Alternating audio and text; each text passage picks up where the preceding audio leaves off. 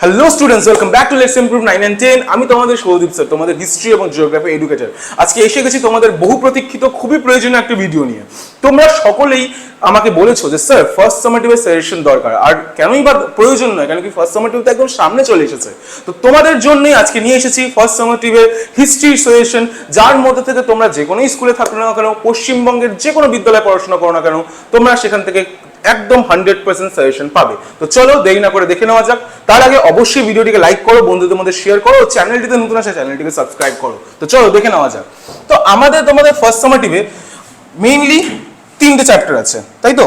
এই 3টে চ্যাপ্টারের মধ্যে প্রথম চ্যাপ্টার থেকে তো 8 মার্কসের কোশ্চেন আসবে না, আর এই সাজেশন কিন্তু ফুল সাজেশন তোমাদের 2, 4 এবং 8 মার্কসের সব সাজেশন এখানে দেওয়া হবে। এখন তোমরা সকলেই জানো যে ফার্স্ট চ্যাপ্টার থেকে কিন্তু তোমাদের কোনো 8 মার্কসের বড় প্রশ্ন আসবে না, আসবে 2 মার্কস এবং 4 মার্কস। তো সেই হিসাবে এখানে স্থাপন করা হয়েছে, এবং 8 মার্কসের সাজেশনটা আমি সব শেষে দিচ্ছি। এই ভিডিওর একদম শেষে গিয়ে তোমরা কি পাবা? 8 মার্কসের সাজেশন। তো অবশ্যই কিন্তু ভিডিওটি শেষ পর্যন্ত দেখবে। তো চলো দেখে নেওয়া যাক আজকের বিষয়। তো প্রথমেই যেটা রয়েছে ফার্স্ট চ্যাপ্টার 2 মার্কসের যে সাজেশনগুলো খুবই ইম্পর্টেন্ট, সেগুলো এখানে আমি উপস্থাপন করেছি, এবং খুব ভালো করে বিষয়গুলো পড়ে যাবে, কারণ কি এখান থেকেই তোমরা পরীক্ষায় প্রশ্ন পেয়ে যাবে। 2 মার্কস একটু বেশি দেওয়া আছে, কারণ কি আমরা সকলেই জানি 2 মার্কস গাদা গাদা পড়ে আছে আমাদের হিস্ট্রিতে। 2 নম্বর এবং 1 নম্বর প্রেডিক্ট করা খুবই কঠিন, সেই জন্যই আমরা এখানে 2 মার্কস একটু বেশি করেছি। কিন্তু যা পড়েছি এখান থেকে পড়ে গেলে তোমাদের ফার্স্ট সামেটিভ তো বটেই, সাথে সাথে তোমাদের অ্যাকচুয়াল যেটা পরীক্ষা মাধ্যমিক, সেটা তো তোমার খুব হেল্পফুল হবে। তো চলো প্রথম প্রশ্নটা কি? প্রথম প্রশ্নটা হচ্ছে নারী ইতিহাসের বিষয়বস্তু, এটা ইম্পর্টেন্ট একটা প্রশ্ন। নেক্সট প্রশ্ন হচ্ছে পরিবেশ ইতিহাস বলতে কি বোঝো, এটাও ইম্পর্টেন্ট প্রশ্ন।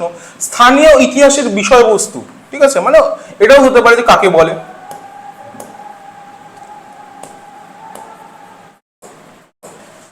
নেক্সট কি রয়েছে?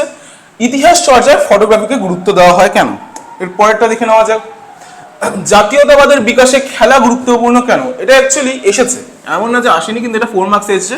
1911 খ্রিস্টাব্দের যে গুরুত্বটা সেটাই এখানে দেওয়া হয়েছে, বাট তোমাদেরকে ছোট করে যদি দিয়ে দেয় 2 মার্কসে, তাহলে সেটাও তোমাকে পড়ে যেতে হবে।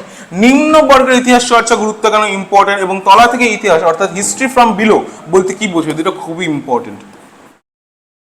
ওকে, নেক্সট কি হচ্ছে অ্যানুয়াল স্কুল কি?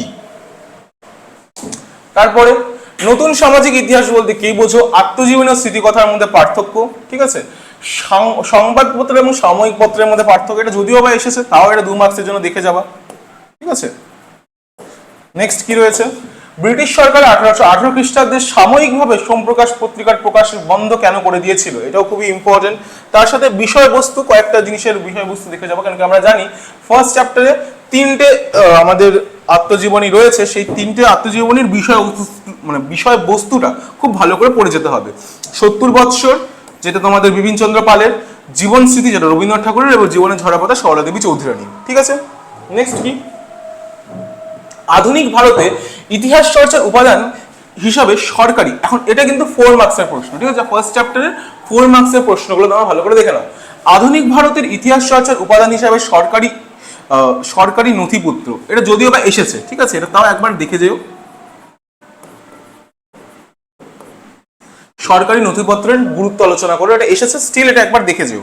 যদি সরকারি উপাদান না হয়, তাহলে তুমি এখানে অন্য চিঠিপত্রের গুরুত্ব দিতে পারো, ঠিক আছে। ইতিহাসের উপাদান হিসাবে 70 বৎসর, জীবন স্মৃতি, জীবনের ঝরাপাতা, এটা এই 3টার মধ্যে যে কোনো দুটো করে যাবে, আসবেই। এখন রয়েছে আমার মতে সবচেয়ে বেশি ইম্পর্টেন্ট হচ্ছে তোমার জীবন স্মৃতি এবং জীবনের ঝরাপাতা।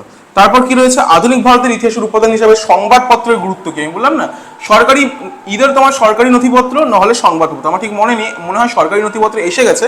স্টিল যেটা এসে গেছে সেটা বাদ দিয়ে তুমি যেটা রয়েছে সেটা পড়ে যাবে, ঠিক আছে। এরপর আসা যাক তোমার 2 মার্কসের কোয়েশ্চেনের মধ্যে। সেকেন্ড চ্যাপ্টারে 2 মার্কস, দেশীয় সংবাদপত্র আইন বলতে কি বোঝো? খুবই ইম্পর্টেন্ট। প্রাচ্য পাশ্চাত্যবাদী দ্বন্দ্ব, খুবই ইম্পর্টেন্ট একটা প্রশ্ন। নেক্সট কি? মেকলেমিনিট কি আর ডাউন ফিল্ট্রেশন থিওরি অর্থাৎ চুইয়ে পড়া নীতি।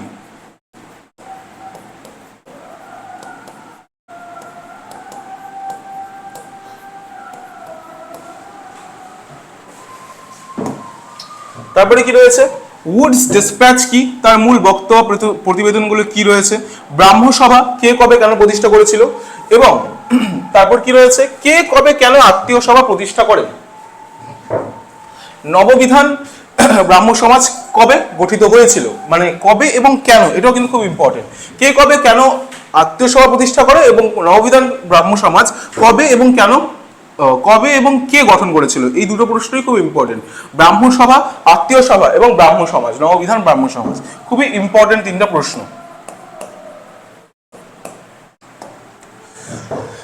নেক্সট কি রয়েছে, নব্যবঙ্গ আন্দোলন বলতে কি বোঝো, কয়েকজন নব্যবঙ্গ গোষ্ঠীর সদস্যদের নাম লেখো, ইম্পর্টেন্ট প্রশ্ন। 3 আইন কি, ভেরি ইম্পর্টেন্ট প্রশ্ন।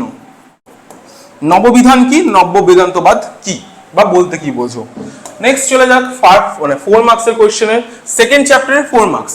চিকিৎসা বিদ্যার ক্ষেত্রে কলকাতা মেডিকেল কলেজের কিরূপ ভূমিকা ছিল, ভেরি ইম্পর্টেন্ট প্রশ্ন। মধুসূদন গুপ্ত, এটা একটা টিকা দিয়ে দিতে পারে। নারী শিক্ষার প্রসারে ঈশ্বরচন্দ্র বিদ্যাসাগরের অবদান আলোচনা করো। রাজা রামমোহন রায়ের ব্রাহ্ম সমাজের নেতৃত্বে সতীদাহ প্রথা, কিসের সতীদাহ প্রথা বিরোধী আন্দোলনের সংক্ষিপ্ত বর্ণনা দাও এবং স্বামী বিবেকানন্দের ধর্ম সংস্কারের আদর্শ ব্যাখ্যা করো।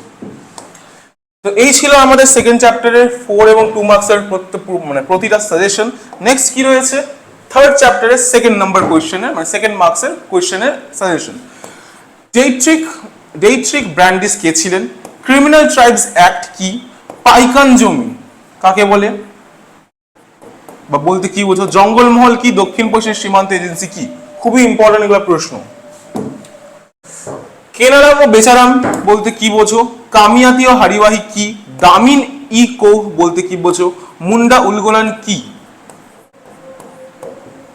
বেড বেগারি প্রথা বলতে কি বোঝো।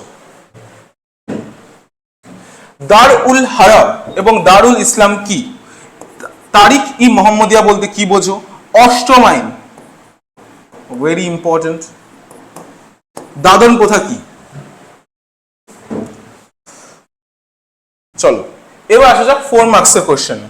4 মার্কসের কোশ্চেনে আমি এখানে থার্ড চ্যাপ্টারের মধ্যে আগেই বলে দিচ্ছি যে 4 মার্কস কিন্তু তোমার ইন্টারলিঙ্কড হয়ে আসবে, মানে 4 মার্কস গুলো ইকুয়ালি ইম্পর্টেন্ট 8 মার্কসের জন্য, ঠিক আছে।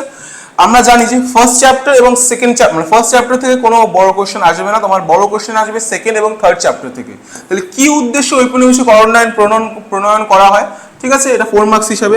এবং এখানে যে আমি লিস্টে দিয়েছি এগুলো very important for your 4 marks, মানে 4 marks questions and also for 8 marks question. সাঁওতাল বিদ্রোহ এর কারণ, প্রত্যেকটার কারণ, গুরুত্ব ও ফলাফল, কিছু করার নেই, এটা কমপ্লিট করতে হবে, ঠিক আছে। কারণ, গুরুত্ব, ফলাফল প্রত্যেকটা বিদ্রোহে, সাঁওতাল বিদ্রোহ, মুন্ডা বিদ্রোহ, চুয়ার বিদ্রোহ, সন্ন্যাসী ফকির বিদ্রোহ, ওয়াহাবি আন্দোলন, নীল বিদ্রোহ, যার মধ্যে ওয়াহাবি আন্দোলন, সন্ন্যাসী ফকির বিদ্রোহ খুবই ইম্পর্টেন্ট, তার কারণ, গুরুত্ব, ফলাফল। সন্ন্যাসী ফকির বিদ্রোহ ব্যর্থতার কারণগুলি কি, টিকা হচ্ছে বারাসত বিদ্রোহ বা যেটাকে বলা হয় ওয়াহাবি, বাংলায় এভাবেও আসতে পারে যে বাংলায় ওয়াহাবি আন্দোলনের উপর টিকা লেখো,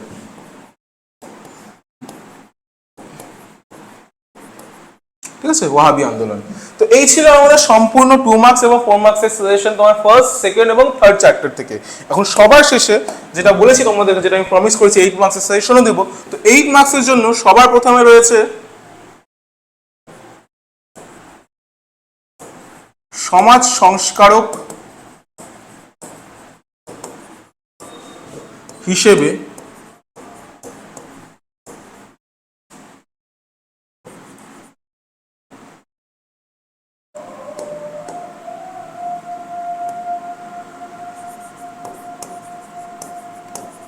ঈশ্বরচন্দ্র বিদ্যাসাগরের ভূমিকা, ঠিক আছে, এটা একটা রইল। নেক্সট কি রয়েছে,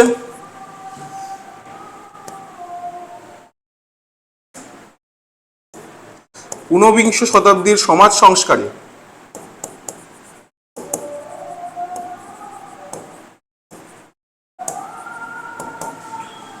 বাংলা নবজাগরণও আসতে পারে, বাংলা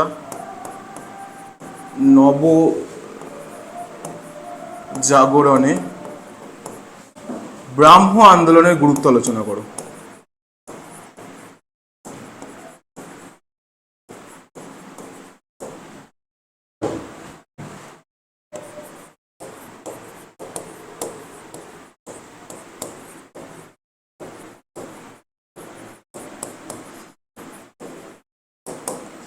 ঠিক আছে?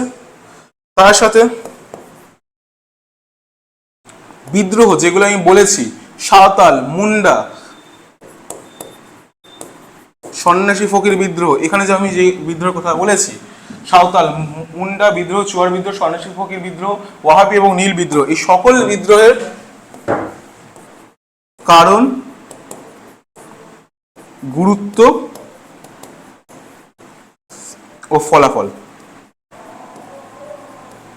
গুরুত্ব ফলাফল বিষয়টা কি, কারণ গুরুত্ব ফলাফল বিষয়টা ভালো করে দেখে রাখবে, কেন কি তোমাদের যে কোশ্চেন্স গুলো আসবে ইদার 5+3 নাহলে 4+4 হিসাবেই আসবে। তো এই ছিল আমাদের সম্পূর্ণ সাজেশন। 8 মার্কসের যদি বলি তাহলে হচ্ছে এটা যে সমাজ সংস্কারক হিসেবে ঈশ্বরচন্দ্র বিদ্যাসাগরের ভূমিকা, 19 শতাব্দীর বাংলা নবজাগরণে ব্রাহ্ম আন্দোলনের গুরুত্ব আলোচনা করে এবং বিদ্রোহগুলি, যে সকল 3 নম্বর চ্যাপ্টারে যে সকল বিদ্রোহগুলো আছে সেগুলোর কারণ ও গুরুত্ব ফলাফল একসাথে পড়বে। তো এই হচ্ছে আমাদের মূল সাজেশন। ভালো করে পড়াশোনা করো, ভালো করে এই যতগুলো সাজেশন আমি দিয়েছি এগুলো ভালো করে তোমাদেরকে পড়তে হবে। তোমরা পশ্চিমবঙ্গের যে কোনো স্কুলেই হও না কেন, যে কোনো বিদ্যালয়ে পড়াশোনা করো না কেন, এখান থেকেই তোমরা প্রশ্ন পাবে। তো চলো ভালো করে এই পড়াশোনাগুলো করবে, আমি আশা রাখছি তোমাদের পরীক্ষা খুব ভালো হবে। তো দেখা হবে নেক্সট সেশনে, নেক্সট কোনো একটা ভিডিও নিয়ে। ততদিনের জন্য ভালো করে পড়াশোনা করো অ্যান্ড ভালো করে নিজেকে উপস্থাপন করো, কেন কি তোমাদের হাতে সময় খুবই কম। আর ফার্স্ট সামারটিভ হচ্ছে তোমাকে নিজেকে পরীক্ষা করার একটা সময়, যে তোমার পড়াশোনা কি করে চলছে, কেন কি তোমার আসল উদ্দেশ্য হচ্ছে মাধ্যমিকে একটা ভালো স্কোর অ্যাচিভ করা। তো চলো দেরি না করে দেখা যাক, নতুন একটা ভিডিওতে আমাদের সাথে তোমার দেখা হবে। ততদিনের জন্য টাটা, বাই বাই।